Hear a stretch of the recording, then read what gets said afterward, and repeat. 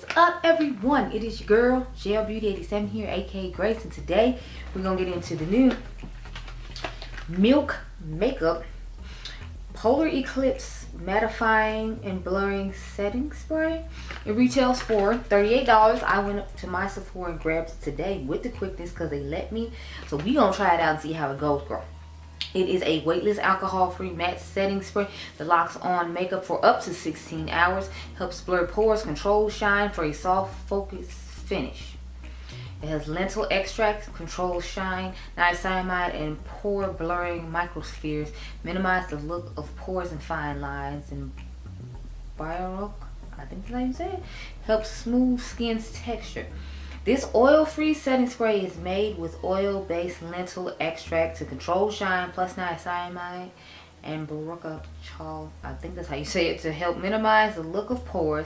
The non-sticky, non-drying formula sprays on evenly in a microfine mist so your skin looks smoother and your makeup stays locked in all day.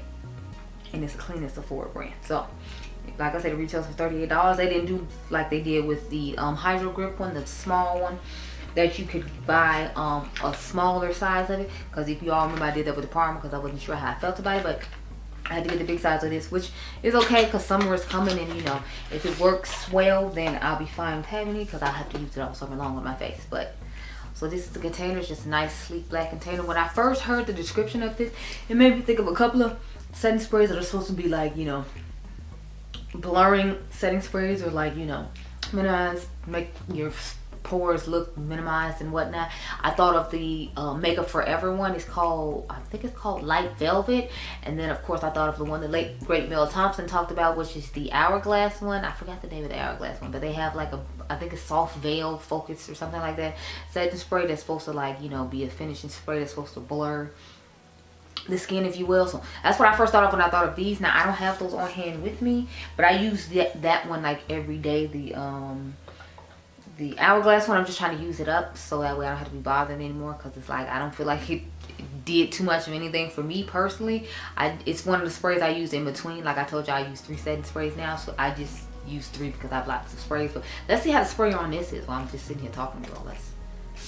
Okay, so did y'all see the super fine mist that just went through? So I don't want to waste too much part, girl, because you know we still putting on my face. I'm zooming you on real quick and cute like. So I have on the Valentino Concealer. We're trying that out today as well, along with a new primer and a new setting powder from that are supposed to be more affordable products. So I'm trying to get a little bit more affordable for y'all, because the girl gas almost $4 again. I'm like, what is going on here? So let's read the instructions on the box and see how far. It says shake well, whole bottle 8 to 10 inches from face, spray 2 to 4 times to evenly coat. Now, will I actually spray 2 to 4 times? Probably not. We know me. I'm probably gonna spray more. I usually do like just whatever I feel like. But for demonstrational purposes, I guess we'll try to actually use 4 like they say. I'm just not really good at, you know, doing that. So let's give them one more spray to make sure you don't screw up my makeup. Okay, there we go. So 1, 2, 3, 4. See, I wanted to do like 2 more after that and make it like 6, but you know, it has a nice micro mist to it. Let's see how it looks on the face now that it's fully done. I normally would have like pressed it in one time and then went back and sprayed some on and just left it on its own. But like I said, we're using this as a traditional setting spray today. We're not doing it the way I normally do my makeup like I did in the Diypansy one. We're not doing my updated foundation routine. We're just gonna stick to my regular one.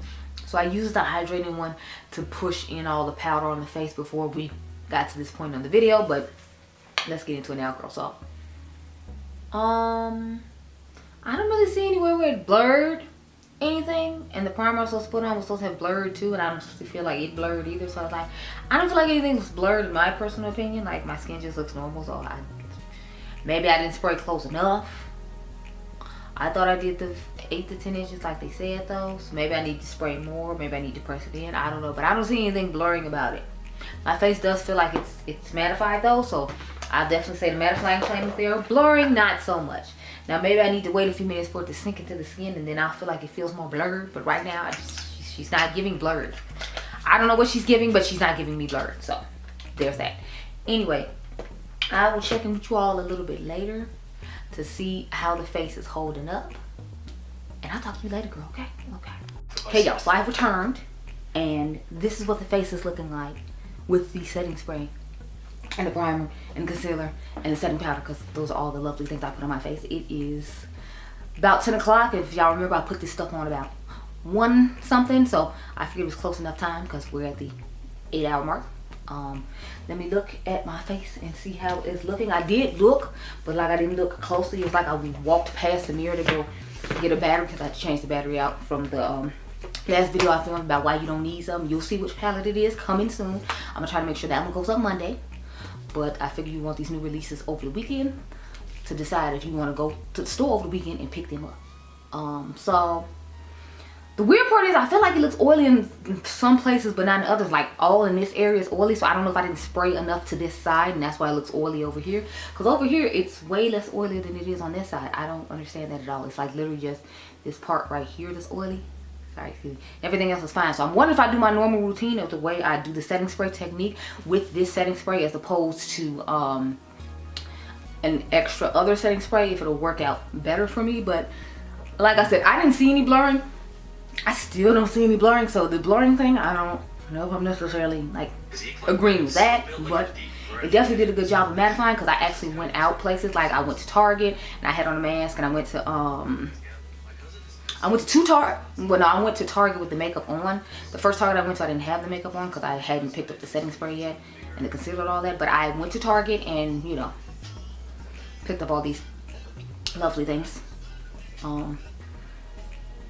Well, I just picked up Tree Hut body scrubs and creams because I think I told y'all in the earlier part of the video that they were on sale. So I had to go to another one because they didn't have my vanilla scented one or some other stuff that I needed at the one I went to where the Sephora is. So I had to go to the one by my house. But I think the setting spray did a pretty good job considering I had a mask on. I normally don't have a mask on when I do these wear tests because I usually only go to like the gas station or something. I'll have it on for a few seconds, but I was in the store for a good little while looking around and shopping, and I had a mask on, and I'm assuming that's where the oil across here is coming from, because obviously the mask was across here. But otherwise, I feel like if I didn't have a mask on, it would have worked even better, and if I had did my normal technique, it would work fine. So we'll see how it works tomorrow with my normal technique, and I'll tell y'all about it in the concealer video for Sunday, the Very Valentino. So I'm not even gonna talk about that in this video. I want to retry the setting powder too, so I'm not really going to talk about how I feel about that. I guess the only thing I'll talk about in here that y'all saw in this video earlier too is the primer. I wasn't really crazy about the primer. It's just, man, you know, like, yeah, it felt cooling on my face when I put it on, but I don't really see anything else that it did. I feel like it blurred the pores for a little bit, but it didn't do like too much of anything else. It just felt cooling on the skin. I didn't feel rejuvenated and, you know, sculpted and all the other stuff that it claimed in there. So I just it was just okay. So I think it's an okay setting spray. Like I said, I'm gonna test it again tomorrow, and you all can read the comment section down below about how I felt about it tomorrow versus you know, today, once I do it with my normal technique. I just want to try it out on its own and see how it do, because I know everybody isn't gonna like go through the extensive routine that I go through with my makeup to make it look the way I do. But those are my thoughts on it initially. That's why I'm calling it a first impression. But y'all will see how I feel probably like at the end of this month in a complexion corner, because I have to do one of those. I think I'm actually behind on those. I filmed 2, but they're like kind of old, so I need to like update. But yeah, so I hope you all enjoyed this video. I hope it was helpful. Remember, you all are diamonds, and I'll catch you guys in the next one. Be blessed, girl. Bye.